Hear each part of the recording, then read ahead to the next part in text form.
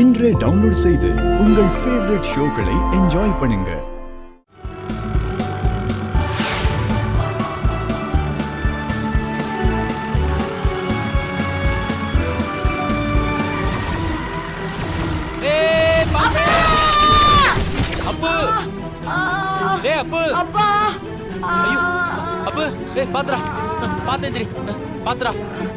என்னடா நீ உனக்கு ஒன்னும் அடிபடல?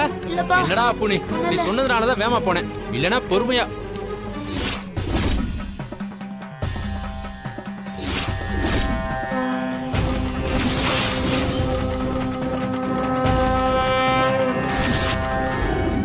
எவ்வளோ ஆசாசியான லிஸ்ட் போட்டு கொடுத்த, அதை கூட நம்மளால வாங்க முடியாம போச்சு. இங்க பாரு கதிர், நம்ம வீட்டுக்கு பொருட்களை வாங்குறத விட அவங்களுக்கு நம்மளால சரியான நேரத்துல உதவி செய்ய முடிஞ்சதுல அதுவே நமக்கு சந்தோஷம்தான். இருந்தாலும் நம்ம தனி கொடுத்தனம் இவ்வளோ நாள் ஆகி என்னால் ஒரு அடிப்படை தேவையான பொருளை கூட உனக்கு வாங்கி கொடுக்க முடியல. அதான் எனக்கு வருத்தமா இருக்கு. எல்லா வசதியோடையும் வாழ்ந்தவ இப்ப என் கூட இப்படி கஷ்டப்பட்டு. ஏன் கதிர் இப்படி எல்லாம் பேசுற? இது எல்லாத்தையும் விட நீ தான் எனக்கு முக்கியம். இதெல்லாம் வெறும் உயிரிழந்த பொருள் தான். இந்த பொருள் எல்லாம் இல்லாம கூட என்னால இருக்க முடியும். ஆனா நீ என்னோட உயிர் கதிர். நீ தான் எனக்கு எல்லாமே.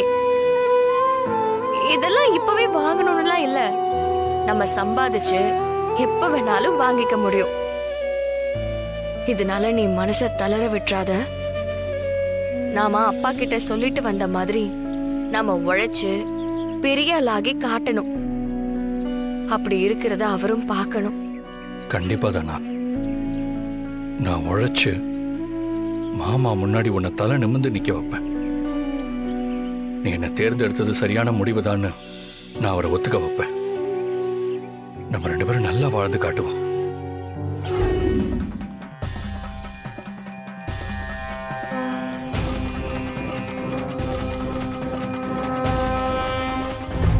ஐயா கருப்பா, என்னைக்கும் இல்லாம இன்னைக்கு ஏன் புள்ள வண்டியில இருந்து விழணும். நீ வந்த வண்டி பிரேக் பிடிச்சு அவனை காப்பாத்தணும். என்னப்பா எங்களுக்கு உணர்த்த வர? என்னன்னு தெரியலையே. கடவுளே, எனக்கு இருக்கிறதே கருவேப்பிலை கொத்து மாதிரி ஒரே ஒரு புள்ள. அவனுக்கு எதுவும் ஆகாம நீ தான்ப்பா காப்பாத்தணும்.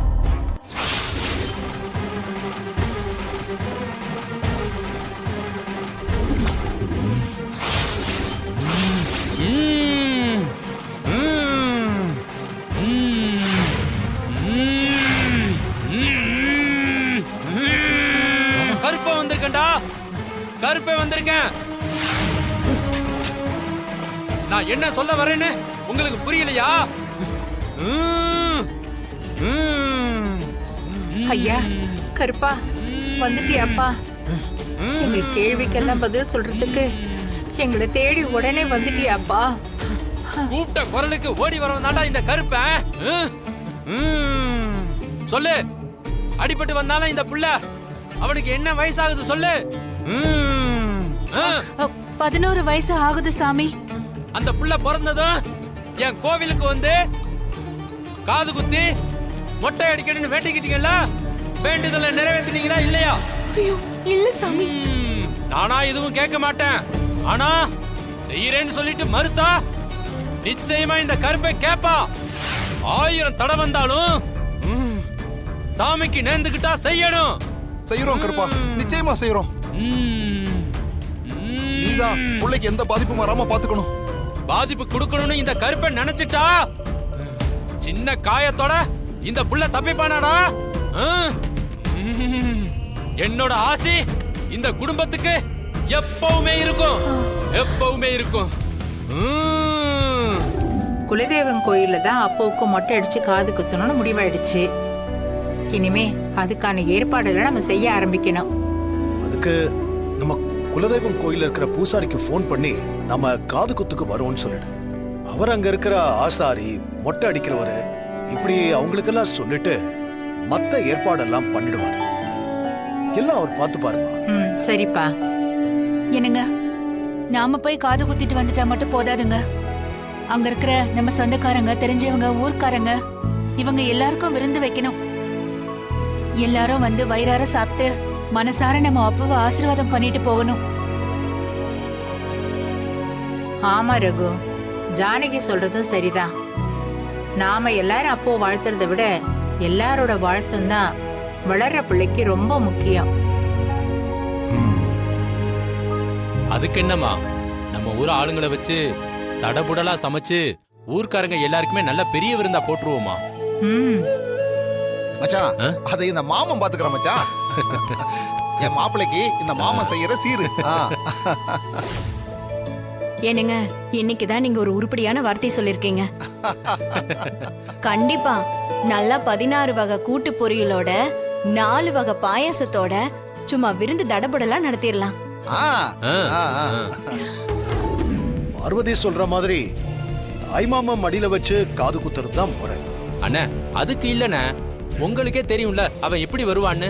அதுக்காக ஒரு விசேஷத்துக்கு கூடவா அப்படி வருவான்? அண்ணா, என்னண்ணே உங்களுக்கு மறந்துருச்சானே? எங்க கல்யாணத்து அன்னைக்கு குடிச்சிட்டு மண்டபத்துல எல்லாம் எவ்வளவு அநியாயம் பண்ணான். அன்னைக்கு அவன் பண்ண மாதிரியே இந்த காது குத்தலையும் பண்ண மாட்டான்னு என்னென்ன நிச்சயம்? டேய், இதெல்லாம் நடந்து எவ்வளவு வருஷம் ஆச்சு, நீ இன்னுமா அதை ஞாபகம் வச்சிருக்க? அவெல்லாம் இப்ப மாறி இருப்பான். ஆமா சிவா, மச்சான் உறவும் தாய் மாமா உறவும் தான் ரொம்ப முக்கியம். ஒரு பொண்ணுக்கு அவ தாய் வீட்டு உறவுக்கு புருஷன் வீட்டுல கொடுக்கற மரியாதைய ரொம்ப எதிர்பார்ப்பால.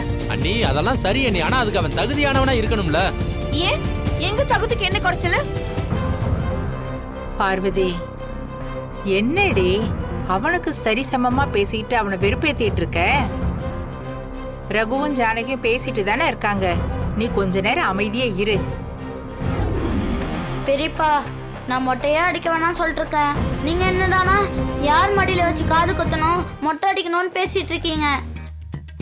டேய், இதெல்லாம் எப்பவோ செஞ்சிருக்க வேண்டியது, இதுவே லேட்ரா. அட போங்க மாமா, நான் மொட்டையை அடிச்சிட்டு ஸ்கூலுக்கு போனா பசங்க எல்லாரும் எனக்கு கிண்டல் பண்ணுவாங்க. எனக்கு அதெல்லாம் வேணாம். ஐயோ அப்பு, அப்படிலாம் சொல்லக்கூடாது. இது சாமி விஷயம். அவங்க எல்லாம் கிண்டல் பண்ணுவாங்கன்னு நீ வேண்டான்னு சொல்லலாமா? நீ வேணா பாரு, மொட்டை அடிச்ச ஒரே வாரத்துக்குள்ள முடி புசு புசுன்னு வளர்ந்துரும். மாயாக்கா, மொட்டை அடிச்சா எனக்கு ஒரு மாதிரி அசிங்கமா இருக்கும். டேய் மாப்ள, நீ கவலையப்படாத, நான் உனக்கு விதவிதமா குல்லா வாங்கி தரேன். அதை போட்டுட்டு நீ ஸ்கூலுக்கு போ, சரியா?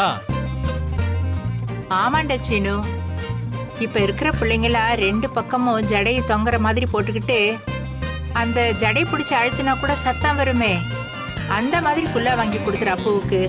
ஐயோ பாட்டி, அது குளிருக்கு போடுறது. ஐயோ, அது குழந்தைங்க போடுறது. நான் குழந்தையா? ஆமாண்டா பெரிய மனுஷா, நீ ஒன்னும் குழந்தை இல்ல, இந்த வீட்டோட அடுத்த வாரிசு.